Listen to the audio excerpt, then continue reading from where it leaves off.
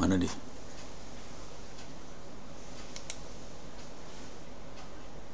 Kok nggak keluar sih?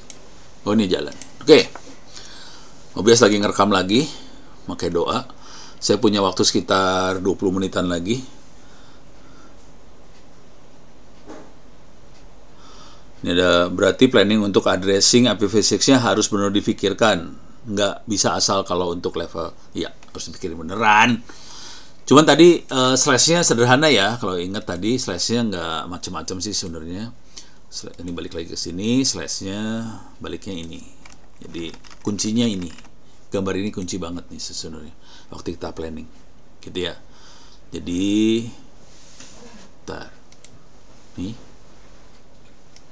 Ini slash-nya 48, 52, 56, 60, 64. 64 udah pasti LAN semua, itu LAN tuh 64. Tinggal 48 udah pasti operator ISP 48. LAN 64. Tinggal antara 48 sama 64 mau dibagi berapa. Bisa ada 52 dulu, bisa langsung 56, bisa langsung loncat ke 60. Atau dari 52 masuk ke 56 baru ke 60, atau dari 52 masuk ke 60 baru 64, atau 52 ke 64, terserah. Jadi kita planning benar disesuaikan dengan perkembangan nanti, perkembangan LAN-nya kayak gimana gitu. Jujur sih sebetulnya ini nentuin mungkin yang akan apa ya, yang akan kemungkinan akan reliable. Kalau ini instingnya Ono aja ya.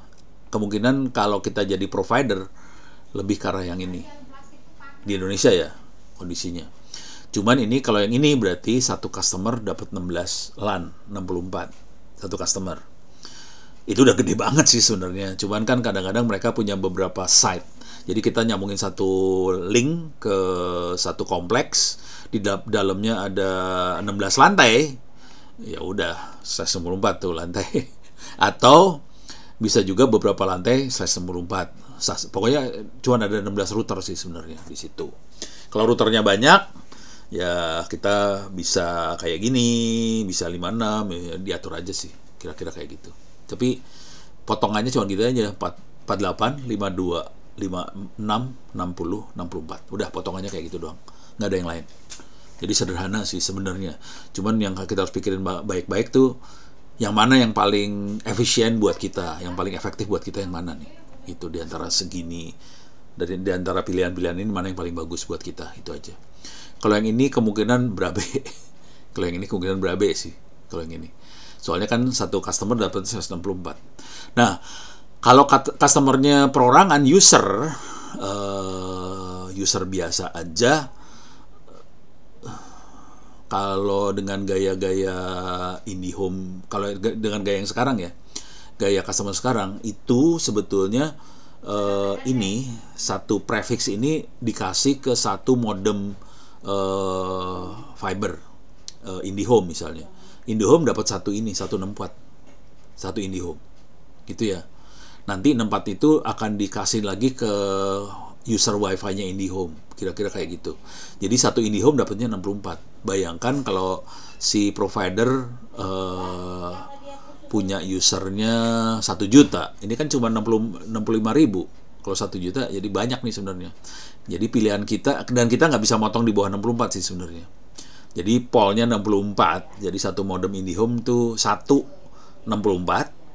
Jadi kita cuma bisa punya 65.000 customer kalau levelnya IndiHome. Karena kita nggak bisa motong di bawahnya lagi. Padahal itu jadi wasting banget. Kita jadi royal banget. Karena dalam satu IndiHome modem kan paling komputernya ada berapa? Handphonenya ada berapa? Paling ada 5, 10. Dikasih slash 64, gila banget. Nah ini masalahnya besar di sini nih. Karena kita kesulitan kalau motong di bawah 64. Ini terutama di algoritma routingnya, routing si router-routernya itu ntar. Kalau di bawah 64. Kadang-kadang ada yang komplain soalnya, ada yang nggak suka di bawah 64. Itu yang jadi masalah nih, gitu ya. Tapi kalau IndiHome dikasih 64 jadi boros banget pakai IP-nya. Itu masalah gede sih. Kalau mau gila, satu IndiHome, satu aja. Cuman masalahnya nggak ada NAT IP versi 6, NAT-nya kacau tuh.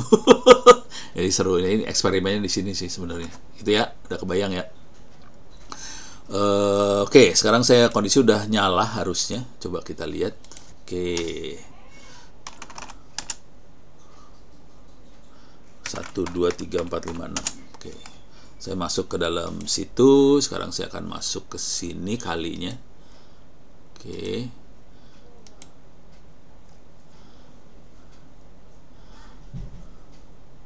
Ini saya ngesetnya akan manual karena nggak ada DHCP server di Mikrotik ini.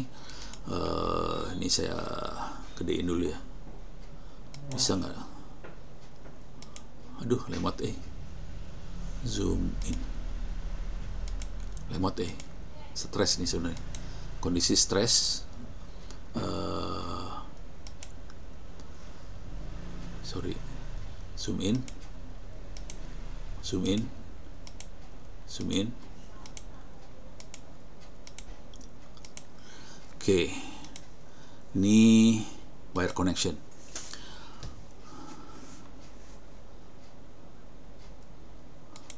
Waduh. Walah. Nah, apa ya? Ini kita pakai router yang 3 ya. Kita pindahin ya. Router 3-nya nggak beres nih kayaknya. Ini nggak connect nih. Ini saya pindahin aja, delete. Saya pindahin ke sini. Ke sini ya. Mudah-mudahan lebih hidup nih. Oke. Nah, nyambung dia. Cuman nggak ada DHCP server. Jadi saya akan disconnect. Saya akan konfigurasi wire connectionnya. Kok nggak bisa ya? Coba cari konfigurasinya, ada di masih lupa gue. Oke, setting, advanced network configuration. Oke, saya akan masuk sini. Saya akan edit makhluk ini. Oke, mohon cepat. Oke, ETH0 udah bener. IP versi 4 setting. Oke, IP-nya berapa nih? Saya harus ngeliat contekan dulu. Nih ya. Oke. Saya masuk ke router berapa ini tadi? Routernya router 3 ya. Jadi saya masuk router 3 yang ini. Oke. Saya IP-nya adalah 192.168.3 sekian. Karena saya masuk router 3. Jadi di sini saya tambahin, ini jangan DHCP, dia manual.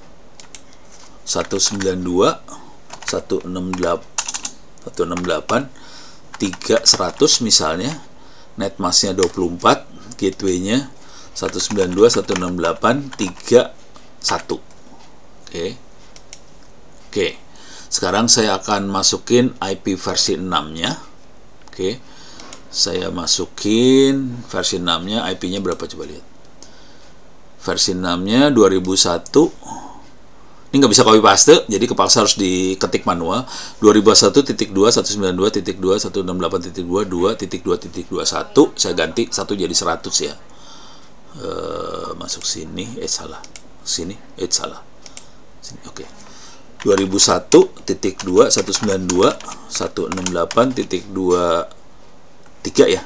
3.2.2.100. Prefixnya 64. Gateway-nya 2001.2168 salah 192.168.23.21 add. Oke. Kok nggak bisa di save sih? Save-nya belum keluar nih.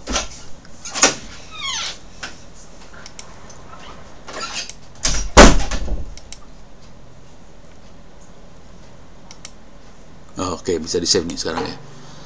Oke. Coba kita.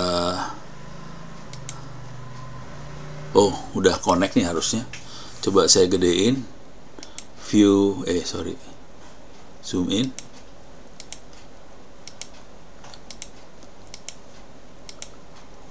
Oke. If config. Ini udah ada IP-nya versi, oh alah, IP statiknya belum ada. Connect, oke. Disconnected, nggak mau connect dia. Walah.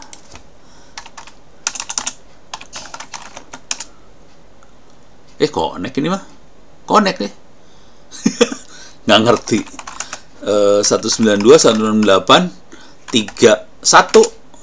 Nyambung. Coba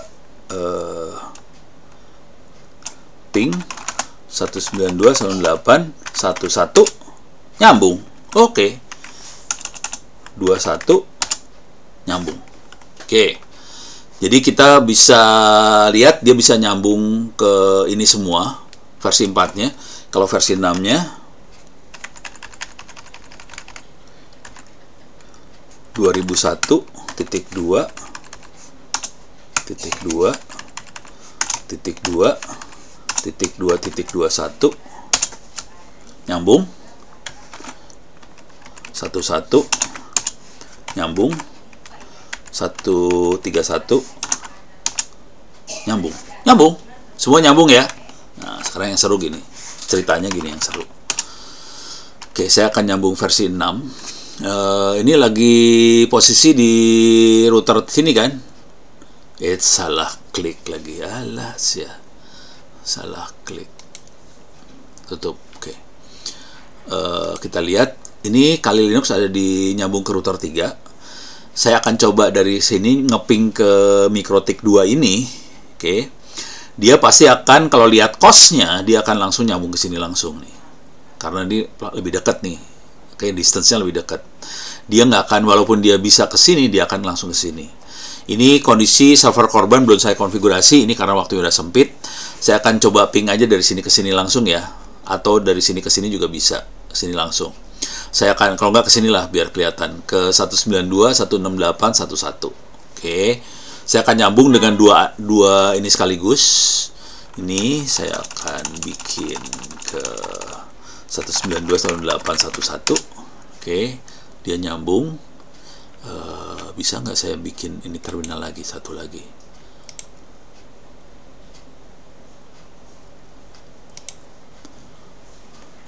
Terminal lagi. Nyalain terminal yang kedua. Oke. Zoom in.